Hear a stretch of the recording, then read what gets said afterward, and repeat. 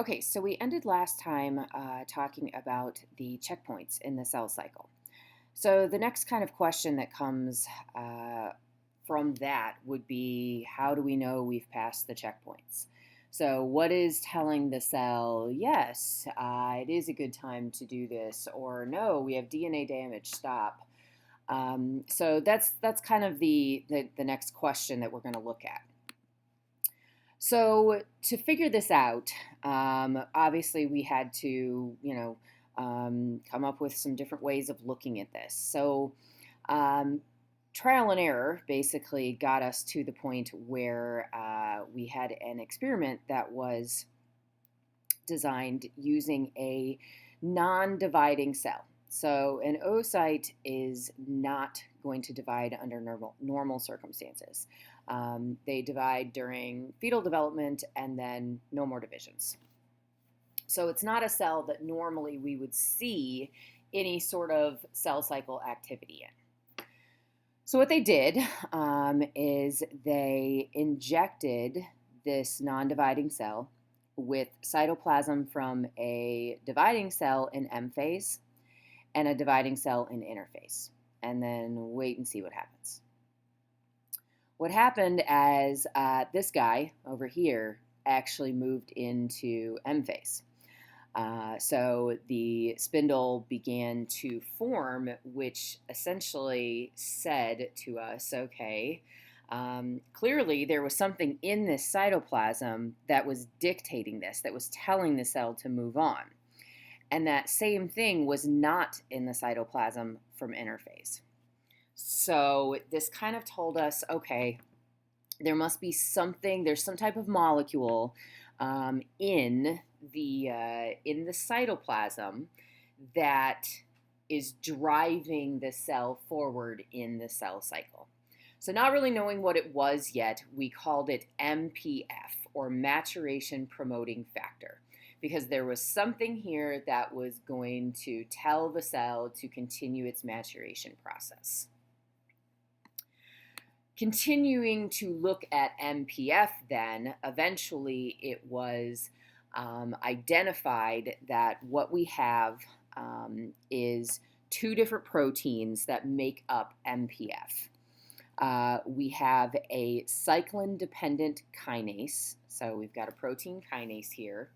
And the fact that it is cyclin dependent means that it can only be active when its cyclin, which is another protein, is bound to it. So what we were looking at here was something that was driving us into M phase. So this was that G2 checkpoint that we had talked about before, where we said, hey, do we want to enter into M phase? So that is a very specific type of Cdk cyclin complex.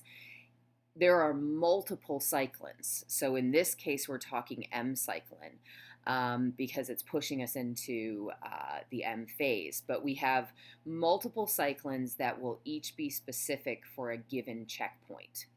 We are going to use the the G2M checkpoint as our example here and sort of continue on looking at that one.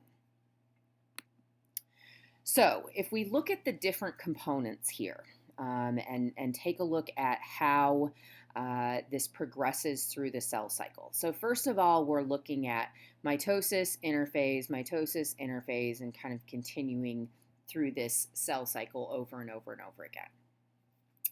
So the concentration of the cyclins, so M cyclin is this pink line. So you can see that it drops off after mitosis and then gradually begins to increase in concentration during interphase, and then drops off after mitosis and then gradually begins to increase. The green, this guy, is the activity of our mCDK. So it's not saying the concentration of the mCDK, it's saying when it's active. So we can see that it has a very abrupt increase in activity and a very abrupt decrease in activity. So it increases at the start of mitosis, decreases immediately afterwards. Now, the CDK concentration, on the other hand, is stable. So this line that I have added here, this blue line, is the CDK concentration. So the CDK is not going up and down. Its activity is going up and down. Its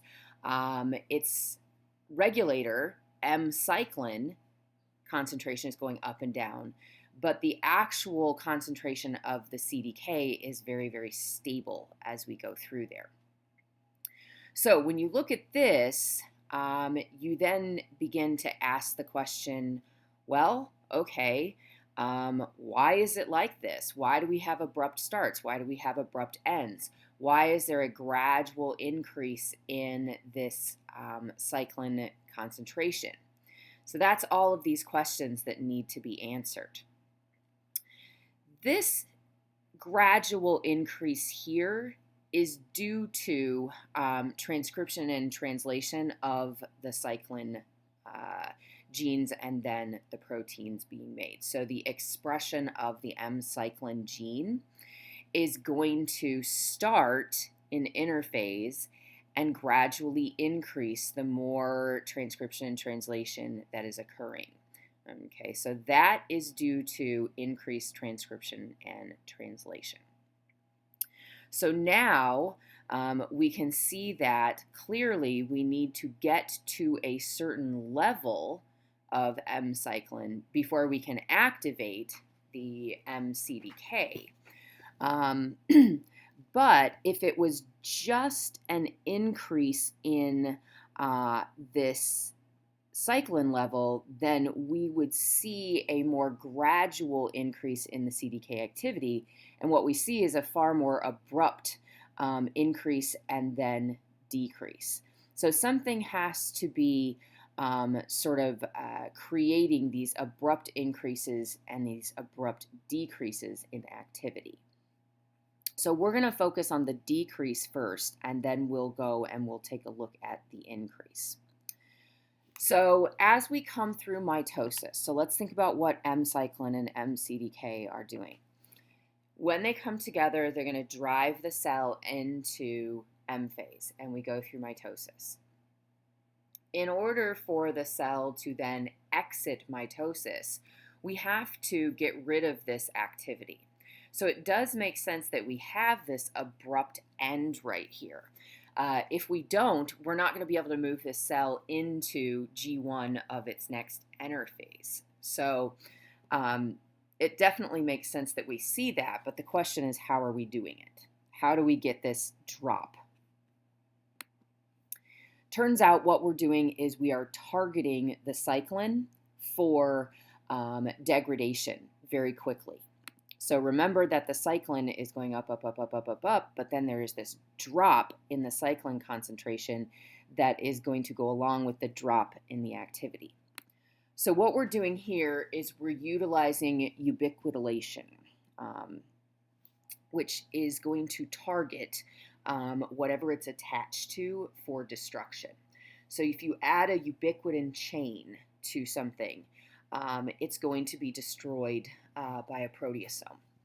So we've got our active complex here. So and we're looking at M. So this would work in any of the different CDK cyclin complexes, but we're focusing on M right now. So we tag the cyclin for destruction, and it is going to be broken down. Without that cyclin, your CDK becomes inactive, because remember that the CDK is cyclin dependent, so it cannot be active in the absence of the cyclin. So if you go back to this, this makes sense as to why the CDK stays very stable. It's not being destroyed, it's just becoming inactivated. So we can see why the drop-off occurs here and why it's going to drop so quickly, because we are tagging these cyclins with that ubiquitin. It's going to be degraded, and you're going to get an immediate drop-off there. So that explains that very fast end of activity which is really important because we need to push the cell on.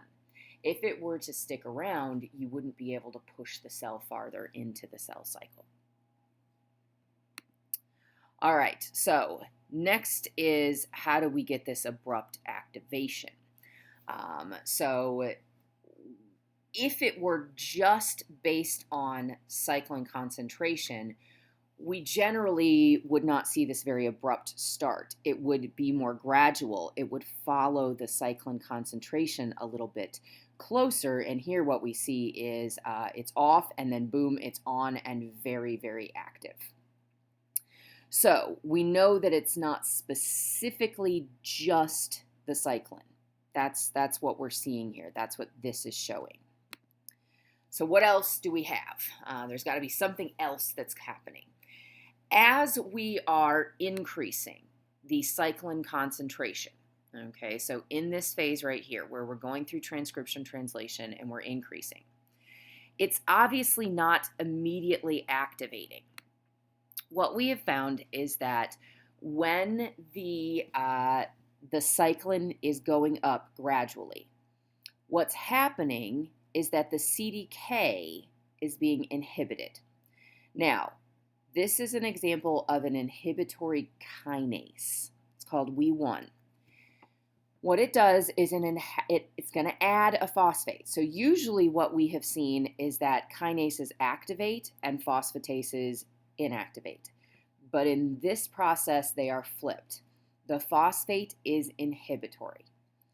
So we form the complex. So we've got our cyclin with our Cdk, but it's being held in an inactive state by that phosphate.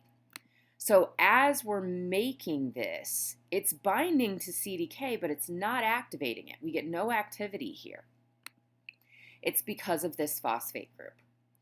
When it is time to push into mitosis, push into M phase, we utilize an activating phosphatase, CDC25, to remove that inhibitory phosphate. So what this shows us is that, yes, we have to have the cyclin. Okay, so the activity of the Cdk, this kinase, is dependent on the cyclin being there, but it's also being regulated by the phosphate. And in order for the activity to increase, for there to be actual activity, not only do we have to have the cyclin, we also have to remove the inhibitory phosphate. So that's how we are holding it in an inactive state here and then very quickly increasing it, because we know that this enzyme activity is fast.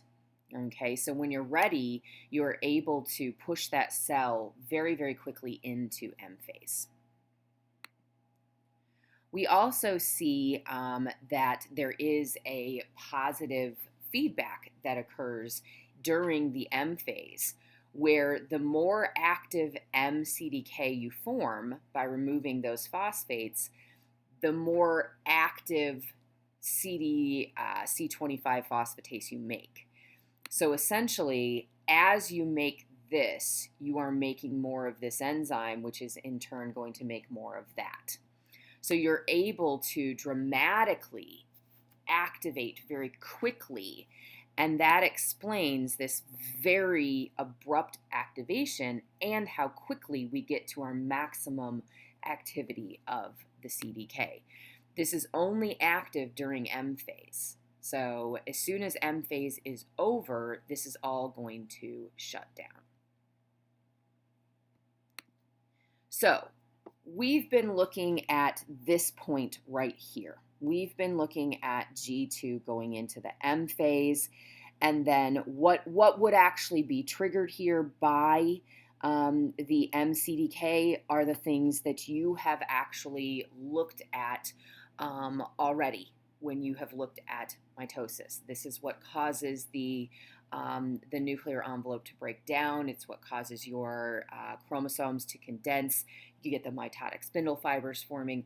All of that is going through there, okay? Now, this is one example of the CDK activity. Each of our checkpoints has their own Okay.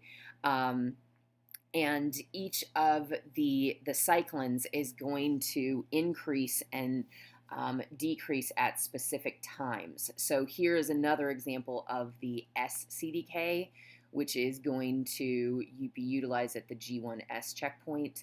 And you can see that the increase in the S cyclin happens during G1, and then it stays very high until mitosis.